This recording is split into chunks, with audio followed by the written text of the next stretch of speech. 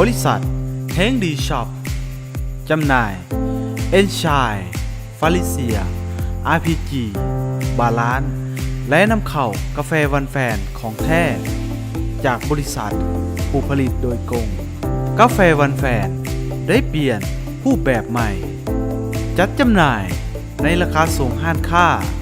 ราคาบริษัททั่วประเทศสั่งซื้อ1 ลังแถมเสื้อ1 โตวพร้อมป้ายไวนิวแคนหน้าห้านให้พิเศษสำหรับลูกค้าสะสมสติกเกอร์และทางหลังกล่องที่มีตัวหนังสือว่ากาแฟวันแฟนของแท้สูตรดั้งเดิมสติกเกอร์ข้างกล่องพร้อมรูปใต้กล่อง5 ฝาแลกเสื้อได้1 โตวรับตัวแทนจำหน่ายทั่วประเทศโทรและวอทแอปได้ที่หมายเลขโทรศัพท์020 9727 2999โทรศัพท์ตั้งโต๊ะ030 568 7808สำนักงานใหญ่ตั้งอยู่บ้านดอนกอยเมืองหาดไซฟองแขวงนครหลวง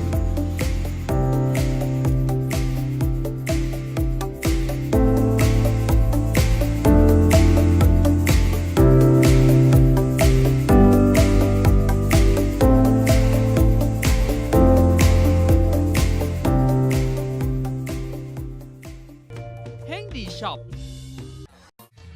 กาแฟวันแฟน วันแฟน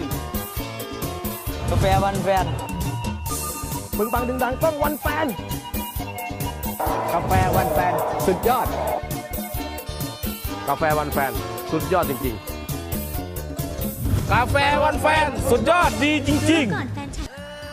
โอ้อารมณ์ดีคักเด้น่ะเนาะจังได้ล้ำวอนดังครับบ้านเรื่องเสีย กะล้มดีคักเติบอยู่ล่ะเนาะ แต่ว่าหม่องลงก่อนน่ะคิดได้จังใดสันเดเอา เอากะ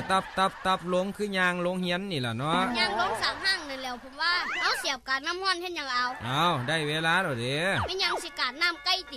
สติเอาสิดิ้งกาแฟด้วยกา เฮ้ยดังแปลกๆก็อย่ามาเสริญเว้าภาษา หักของคู่ครองมีอุปสรรคอย่าปล่อยให้ความเป็นซ้ายที่บกพร่องเฮ็ดให้ชีวิตหมดความหมาย ด้วยกาแฟวันแฟนที่ผสมด้วยสมุนไพรบำรุงห่างกายเสริมสมรรถภาพทางซ้ายให้เป็นซ้ายได้ตลอดเวลาเมียเป็นผู้ซื้อให้ผัวกินชีวิตจะมีรสชาติหลายขึ้นกาแฟวันแฟนผสมด้วยเกากี้แอสปาร์ตัมเฮ็ดให้สมรรถภาพแข็งแรงเต็มที่เฮ็ดกิจกรรมได้โดนหลายขึ้นเฮ็ดให้ปรับสภาพฮอร์โมนเพิ่มขึ้นเฮ็ดให้โลหิตหมุนเวียนอย่างสม่ำเสมอพลาดบ่ได้สนใจสั่งซื้อหรือโทรปรึกษากับทีมงานได้ที่หมายเลขโทรศัพท์020 9727 2999ฟังอีกทีหนึ่ง020 9727 2999เฮงดีช็อป